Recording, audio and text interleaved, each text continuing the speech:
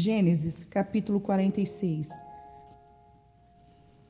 Jacó enviou Judá adiante de si a José para que soubesse encaminhá-lo a Gósen. E chegaram à terra de Gósen. Então José aprontou a sua carruagem e foi ao encontro de Israel, seu pai.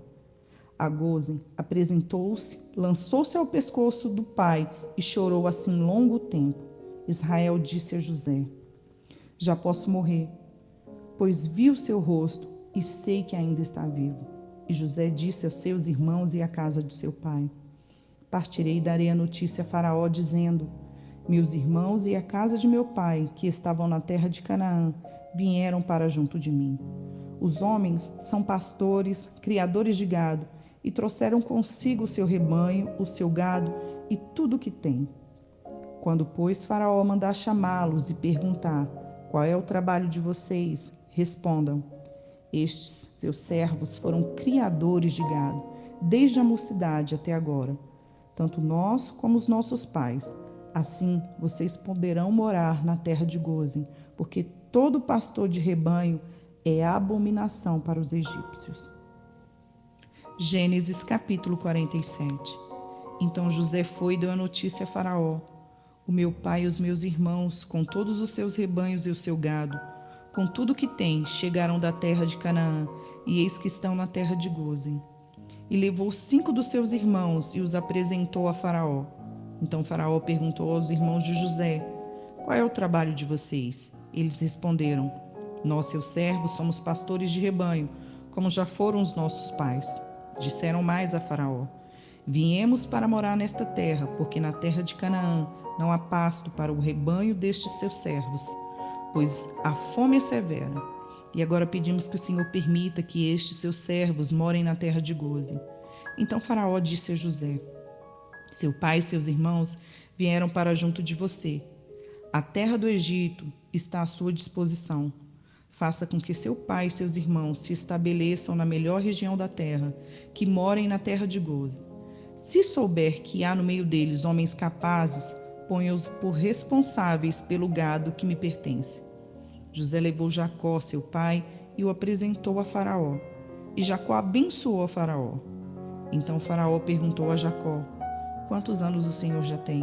Jacó lhe respondeu: São 130 anos de peregrinação. Foram poucos e maus os anos de minha vida, e não chego aos anos de vida de meus pais, nos dias das suas peregrinações.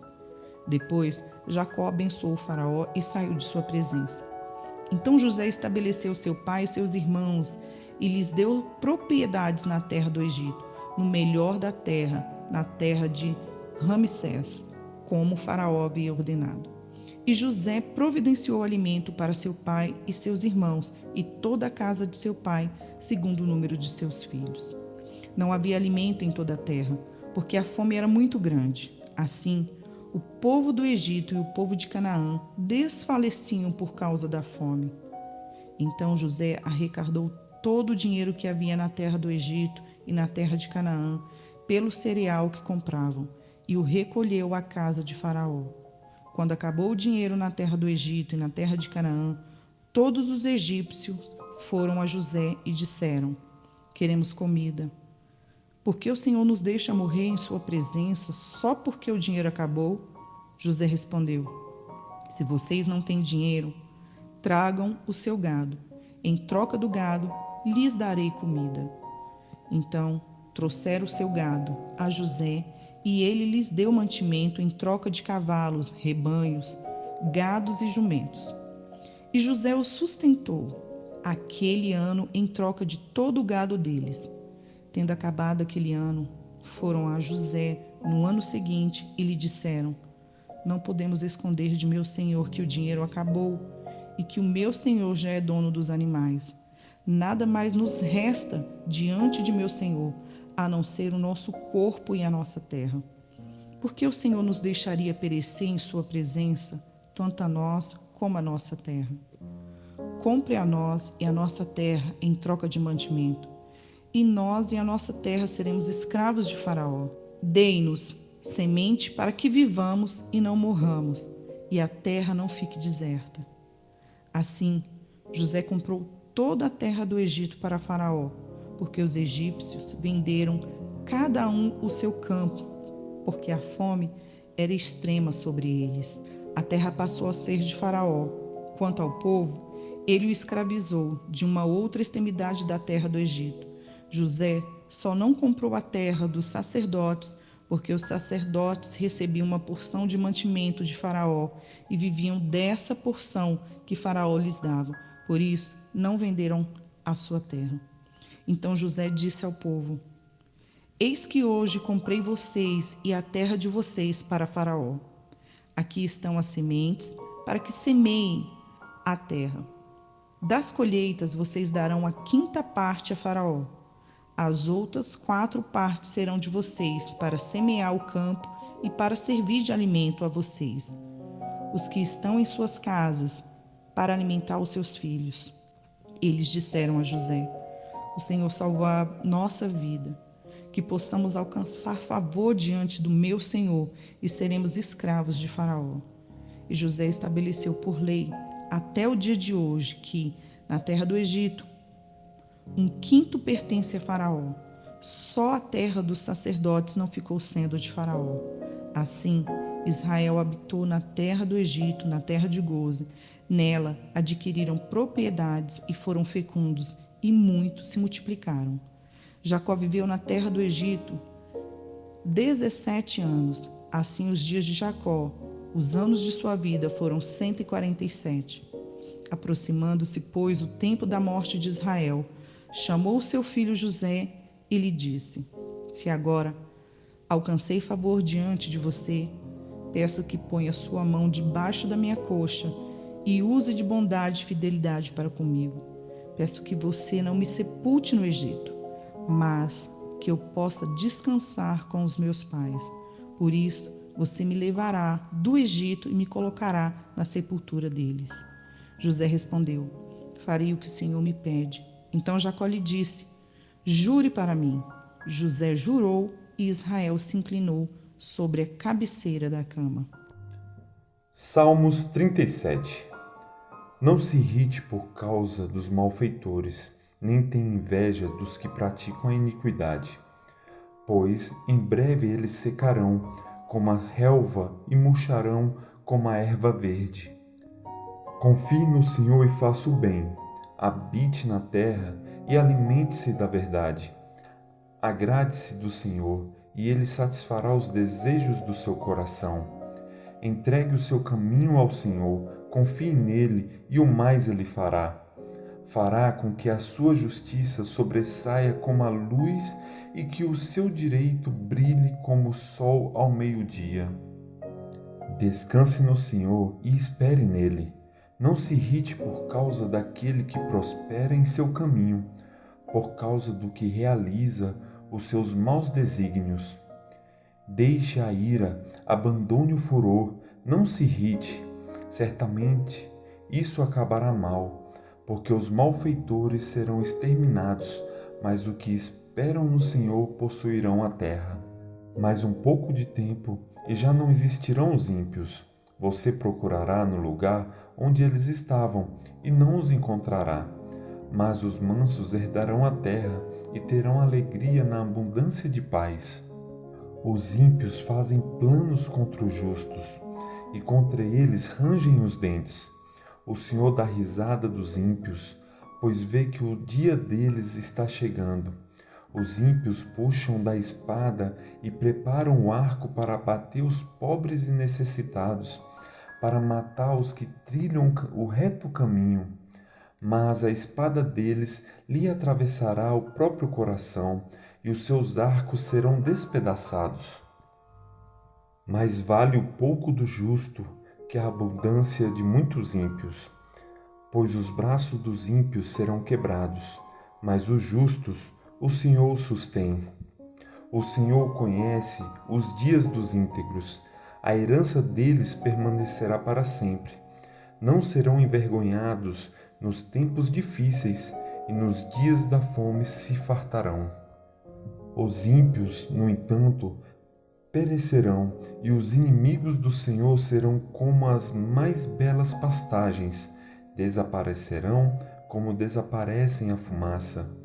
O ímpio pede emprestado e não paga, o justo, porém, se compadece e dá. Aqueles a quem o Senhor abençoa possuirão a terra, e serão exterminados aqueles a quem ele amaldiçoa. O Senhor firma os passos do homem bom e se agrada do seu caminho. Se cair, não ficará prostrado, porque o Senhor o segura pela mão. Fui moço e agora sou velho, porém jamais vi o justo desamparado, nem a sua descendência a mendigar o pão. E sempre compassível e empresta, e a sua descendência será uma bênção. Afaste-se do mal e pratique o bem, e a sua morada será perpétua. Pois o Senhor ama a justiça e não desampara os seus santos. Serão preservados para sempre, mas a descendência dos ímpios será exterminada. Os justos herdarão a terra e nela habitarão para sempre. Da boca do justo procede sabedoria, e a sua língua fala o que é justo. No coração ele tem a lei do seu Deus, os seus passos não vacilarão.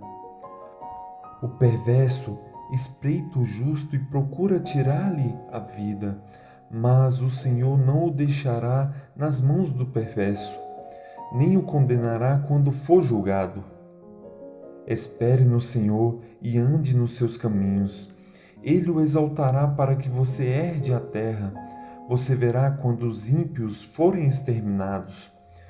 Vi um ímpio prepotente expandir-se como um cedro do Líbano. Passei e eis que havia desaparecido. Procurei-o e já não foi encontrado.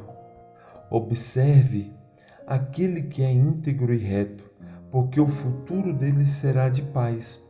Quanto aos transgressores, serão todos destruídos. A descendência dos ímpios será exterminada. Mas a salvação dos justos vem do Senhor. Ele é a fortaleza deles em tempos de angústia. O Senhor os ajuda e os livra. Livra-os dos ímpios e salva, porque nele buscam refúgio. Hebreus, capítulo 2. Por esta razão, importa que nos apeguemos com mais firmeza às verdades ouvidas, para que delas jamais nos desviemos. Porque se a palavra falada por meio de anjos se tornou firme, e toda transgressão ou desobediência recebeu justo castigo, como escaparemos nós se não levarmos a sério tão grande salvação? Esta tem sido anunciada inicialmente pelo Senhor, depois nos foi confirmada pelos que a ouviram.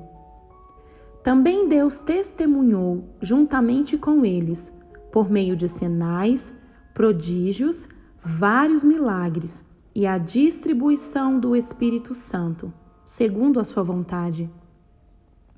Pois não foi a anjos que Deus sujeitou o mundo que há de vir, sobre o qual estamos falando. Pelo contrário, alguém em certo lugar deu testemunho dizendo: que é o homem que dele te lembres, ou o filho do homem que o visites? Fizeste-o por um pouco menor do que os anjos, e de glória e de honra o coroaste. Todas as coisas sujeitaste debaixo dos seus pés. Ora, ao lhe sujeitar todas as coisas, nada deixou fora do seu domínio. Neste momento, porém, ainda não vemos todas as coisas a ele sujeitas. Vemos, porém, aquele que por um pouco foi feito menor do que os anjos.